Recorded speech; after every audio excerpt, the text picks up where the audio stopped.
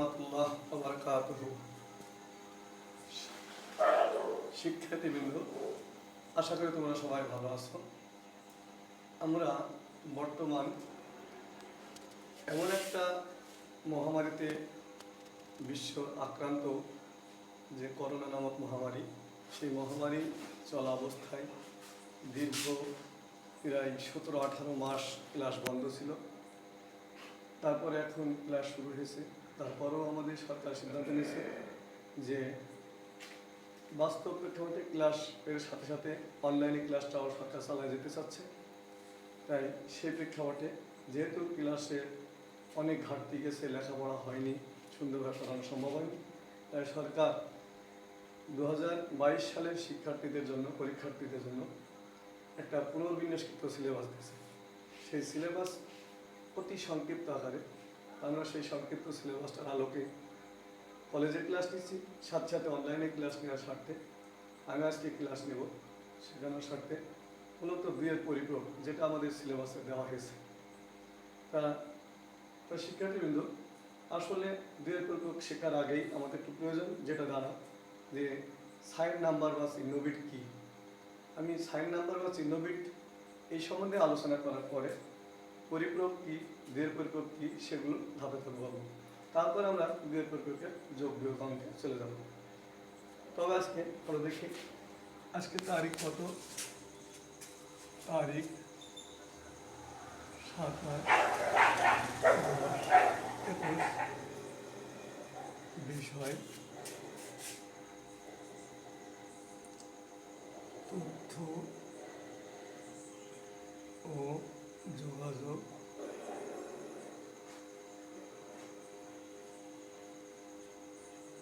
প্রযুক্তি। আমরা আজকে তাহলে প্রথমে দেখব সাইন নাম্বার বা চিহ্নযুক্ত সংখ্যা কি। চিহ্নযুক্ত সংখ্যা, এই চিহ্নযুক্ত সংখ্যা কি সে সম্বন্ধে আমরা একটু জেনে নিই। আসলে আমরা জানি দশমিক সংখ্যা পদ্ধতি তথা ন্যাচারাল সংখ্যা পদ্ধতিতে এরকম একটা চিহ্ন আছে যোগ, আর এরকম একটা আছে বিয়োগ। আমরা যদি দশমিক সংখ্যা পদ্ধতির কোনো সংখ্যা ধনাত্মক বোঝাতে চাই, তাহলে আমরা এরকম প্লাস বা যোগ 7 এটা লিখলে আমরা বুঝি যে এটা ধনাত্মক সংখ্যা, আর এইভাবে লিখলে আমরা বুঝি এটা ঋণাত্মক সংখ্যা। কিন্তু বাইনারি সংখ্যাতে এমন কোনো ব্যবস্থা নেই যে প্লাস বা মাইনাস লেখা, কারণ কম্পিউটার শুধু 0 আর 1 বোঝে, আর 0 আর 1-এর ভিত্তিতেই আমাদের বাইনারি সংখ্যা পদ্ধতি পরিচালিত হয়। আর সেই বাইনারি বিট 0 1 ছাড়া যেহেতু কম্পিউটার কিছু বোঝে না, সেক্ষেত্রে এই যোগ আর এই বিয়োগের প্রশ্ন আসে না বোঝানো। তাহলে আমরা কিভাবে বাইনারি সংখ্যাগুলো ধনাত্মক না ঋণাত্মক চিনব? আসলে এই ধনাত্মক ঋণাত্মক চেনার জন্যই আমাদের একটা অতিরিক্ত বিট ব্যবহার করা হয়। সে অতিরিক্ত বিটটাকেই সাইন নাম্বার বা চিহ্ন বিট বলে।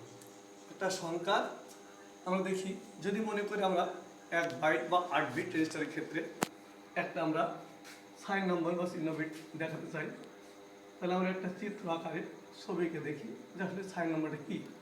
আমি 8 বিটে একটা রেজিস্টার করছি।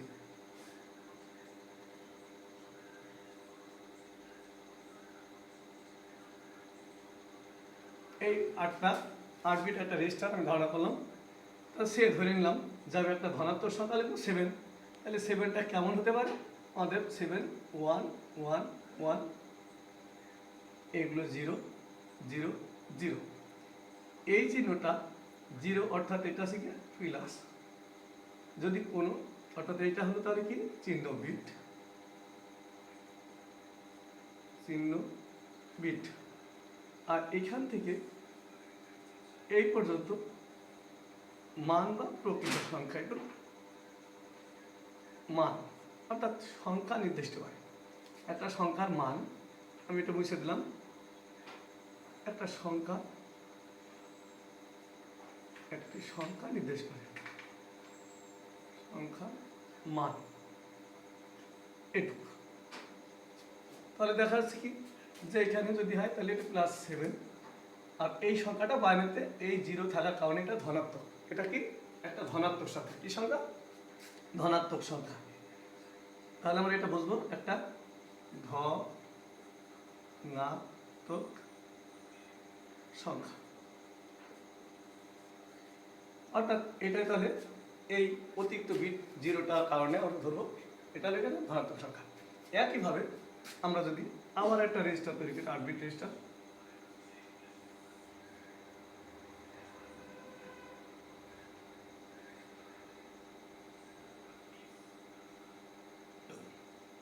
এখানে সংখ্যাটা যাই হোক না কেন আমরা ওইটাই দিয়ে রাখলাম। তো এই জায়গায় দিলাম 1। এইটা লেগে চিহ্ন বিট,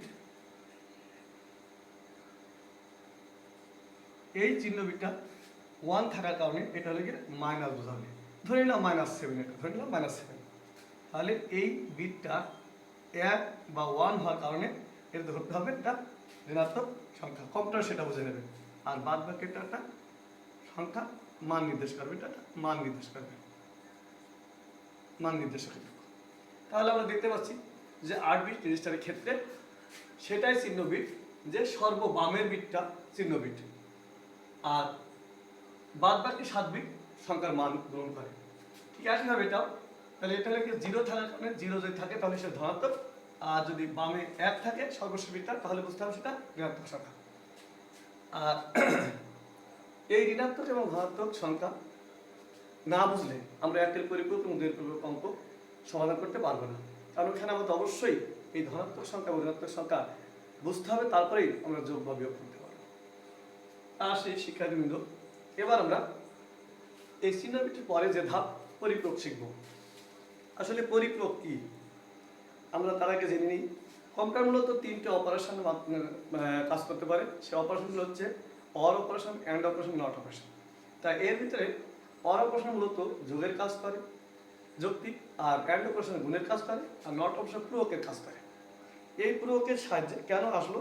আসলে কম্পিউটার যোগ আর গুণ ছাড়া অর গেট আর অ্যান্ড গেট এদের মধ্যে কাজ করে, আর পূরক বলতে উল্টে দিয়ে কাজ করে। তাহলে ভাগ এবং গুণ বিয়োগ সরাসরি পায় না, আর তার জন্য মূলত পূরকের প্রয়োজন হয়। ঠিক সেই পরিপূরক বা পূরক আমরা পড়তে গিয়ে দেখছি এটা 2 প্রকার, একটা হলো 1 এর পরিপূরক, একটা 2 এর পরিপূরক। তা পরিপূরক বা পূরক কি?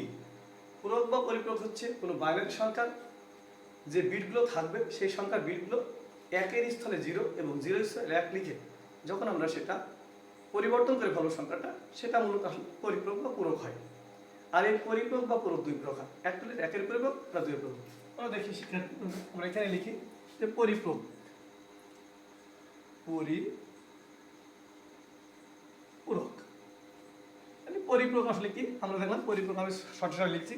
পরিপূরক হলো 2 প্রকার। কয় প্রকার? পরিপূরক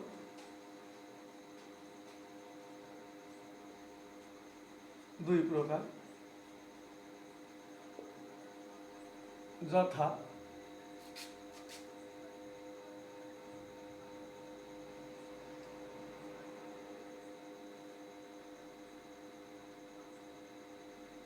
একের পরিপূরক,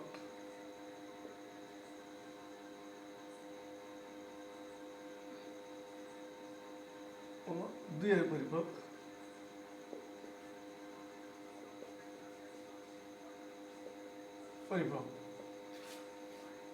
তাহলে 1 এর পরিপূরক কোনটা আমরা দেখি সেটা। 1 এর পরিপূরক আসলে কি? 1 এর পরিপূরক একটা সংখ্যা আমি লিখছি, একটা সংখ্যা মনে করছে যে আমি একটা সংখ্যা লিখলাম 8, এটা 8 8 বিট করে লিখলাম। এই সংখ্যাটা আমি বিটগুলো উল্টিয়ে দেব। 1 1 1 0 1 1 1 1। মূলত এই রাশিটি 1 এর পরিপূরক, 1 এর পরি।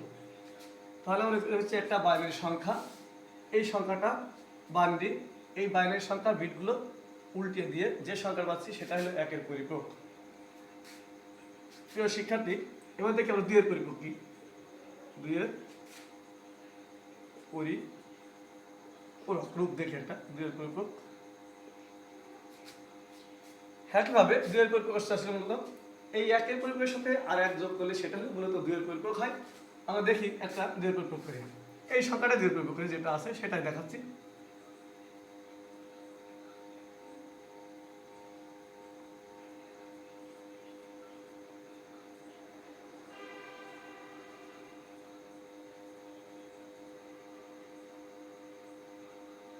একটা বিট কি কম হলো,